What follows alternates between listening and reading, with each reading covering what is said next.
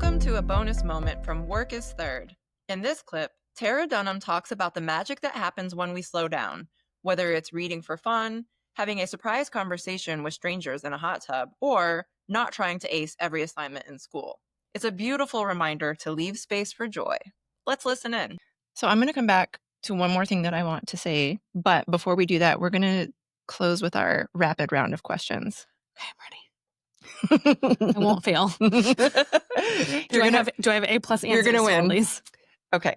The first question is, what is one thing that it is easy for you to say yes to? Easy for me to say yes to. Like new opportunities. Okay. Same. I feel the same. Or travel.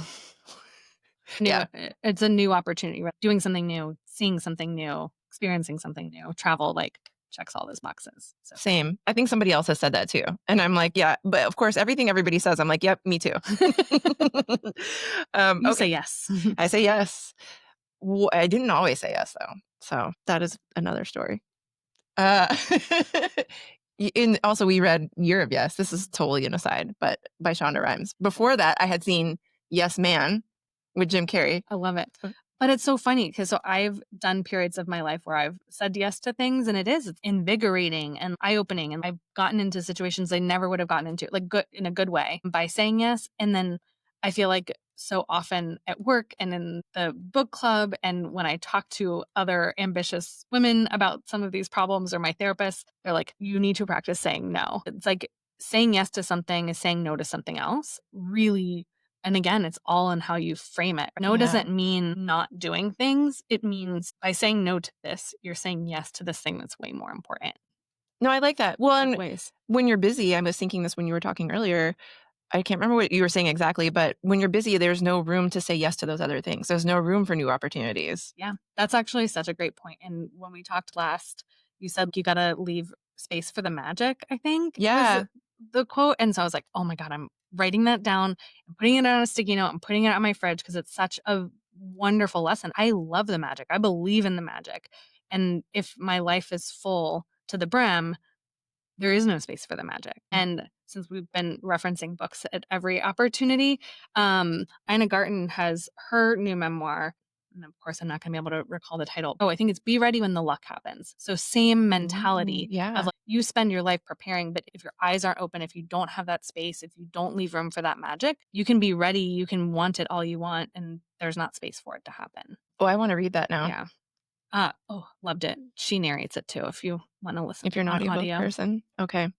Well, I have actually also started walking around the lake without listening to anything because I'm like, what magic am I missing in the world by giving my attention to this podcast? Yeah, or like getting your nose out of your phone and then you end up having a conversation, or like the hot tub when I was on this like vacation and these women so blatantly calling me out for not working by working. And then when I did end up putting my book away, we just had the most wonderful conversations. It was so life-giving. It was like these 3 older women in totally different phase of their lives. They've been friends forever. They loved telling me these stories. They were so interesting. Yeah. They were all academics. I just felt like I got so much out of that 24-hour friendship that we had around the hot tub. Had I done my normal thing of like earphones in, reading a book, being on my phone, like, don't talk to me, I'm busy, I wouldn't have gotten all of that. Yeah. That joy or those lessons.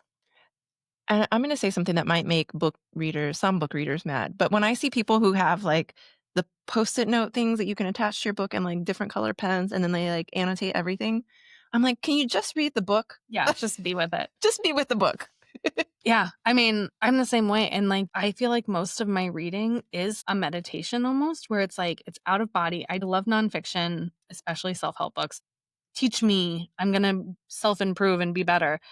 But when I read for fun, like for pleasure, which is why I started a bookstore, this is like one of my life's greatest pleasures. And when I look at how do I want to be spending my time, reading always comes up. If I am in a healthy mental place, I'm reading fiction for fun. So in the moment that I could not tell you what I read. I can't tell you the plot. I can't tell you who wrote it, but I'm like crying. I'm there. I'm like, and I'm like, this is the best book I've ever read. And then you're like, oh, great. What is it about? And I'm like, I don't remember. That's like the epitome of just being, right? If you were experiencing this thing and like everything else falls away, and that's what I aspire. So when you say Yeah. what is like this vision of doing nothing, or like what is this Yeah. vision that you're trying to work towards? And I feel like that's like vacation to me.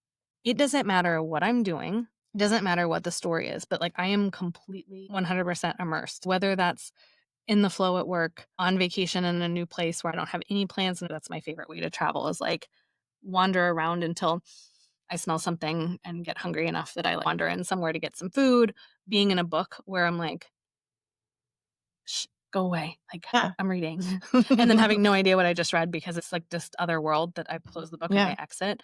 Um, I love that.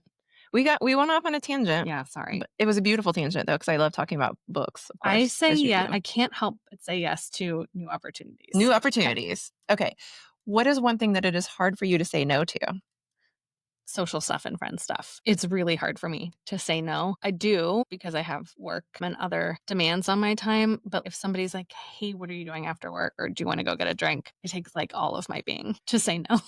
You are not the first person to say that. Really? Yeah, I think it's a struggle because we feel so much more pressure when we have relationships with people, especially to say, yes, I'll go do that. When really what we might need is a nap, Oh, right? Or 100%. whatever. Yeah. Yeah. Or a walk. A walk. What I need today is like a salad and a walk. We were talking about this earlier. What we are going to do is go get a glass of wine. Yeah. So, yeah, it's really hard to say no. It is hard to say no. The salad can come tomorrow. Exactly. And the nap. And the nap. Yeah. Okay. When it comes to joy or rest or boundaries, what is one thing you do really well? So I have dogs. I'm completely obsessed with them, probably to an unhealthy degree. And one of the things that I've learned and I feel like I do well at is allowing myself to be fully present and appreciate them. It brings me Mm, joy, as compelled as I am to work all the time and this and that. And I'm not perfect at it.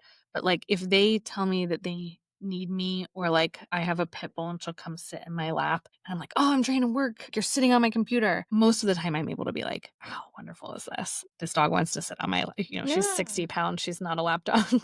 But this is so wonderful, and love the way she smells, and I love the way she feels, and she wants to spend time with me, and I feel so good, and this is why I'm doing it, and, like, and when I wake up in the morning, I don't just jump out of bed. Like, I lay there with them and, like, really try and appreciate those moments. I don't know, that's a that's a joy that I've really leaned into Yeah. in this phase of my life. That is really lovely. And it's one I can relate to personally too. Just I do the same thing. It's late in the morning, I drink my coffee, my dog and my cat hang out. He's not a lap dog either, but he will try to lay on you. It is really beautiful. Yeah. So actually, I was going to ask a fourth question, but I'm not going to do that because the fourth question would be, where do you still struggle? That's what we talked about for the past hour. Which is what we've been talking about. All of it.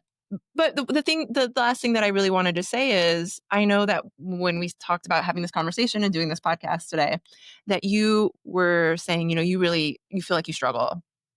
But I heard you say a lot of things where you're not struggling and you're doing all these really amazing things.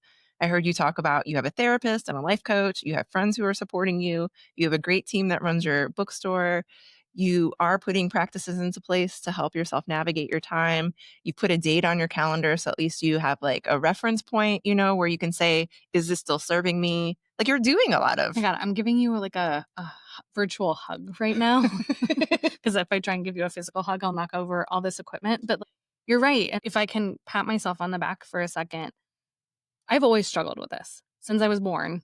I've always been like an overachiever, type A personality, perfectionist, all those things that we talked about struggling with. And I feel like I'm finally starting to be self aware and to know that I do that. I'm still doing it, but I'm doing it way more consciously than I ever have, right? Like, I don't think I paid attention to the fact that I like overworked myself in high school. I still had fun. I like working. At the end of the day, like, this is not the worst thing that I could be spending my time on. Right? Yeah. um, and so now I'm choosing this consciously of like, okay, I don't like how this particular thing about this feels. How can I change it? Or I know that it is not sustainable to have two jobs and school for a long time, and I'm willing to do it for this amount of time. And every single term for school, I recalibrate and I'm like, can I do this again? If an emergency comes up, what is the thing that's going to drop? I'm much more aware of that in a way that I think should something come up unexpected, I would be so much more okay being like, I will get an incomplete, like I won't give it 100%. And this is the order in which they're going to drop. This is who I'm Yeah. going to ask for help, in a way where I think in the past I've gotten myself into trouble because I'm like, must force my way through. And now it's like, it's just work. Hmm. It's just work. And I think that's half the battle is building the self-awareness so that you can get to the point where you say, it's just work. Yeah. So I don't know. Like I hope I hope other people take comfort in the fact that there are other people struggling with this. I appreciate being on your podcast because I feel like one of the things that we became friends around is we both like to work. This was such a big part of our lives. And we spend so much time trying to have boundaries and trying to have a healthier relationship and trying to Yeah. carve out time for the stuff. What does matter? How do we carve out time to appreciate the stuff that we care about? And that even knowing how important that is, that it's a practice and a struggle and being self-aware, taking small steps, knowing that a year ago, I think I was much better at this than I am now. Um, and that's okay. That doesn't mean I'm going backwards. It just means that this is a period that I'm making those choices and that I'm constantly reminding myself that those are not choices I want to make forever. Yeah. So is that your takeaway from today, or is there something else that's sitting with Yeah, you? you said you were going to cure me during this podcast. So, yeah, I mean, I think one of those things, one of my biggest takeaway from today is that you have to give yourself credit and that I am doing okay. You are doing okay. And that yes, it's work. It's a choice. It's a little too much than I want right now, and I am making small improvements to fix that in the short term and the long term. Thanks for listening to this bonus clip from Work is Third. To hear the full episode and more honest conversations about work, rest, and boundaries, subscribe wherever you get your podcasts. And come say hi at workisthird.com. Until next time, leave room for the magic.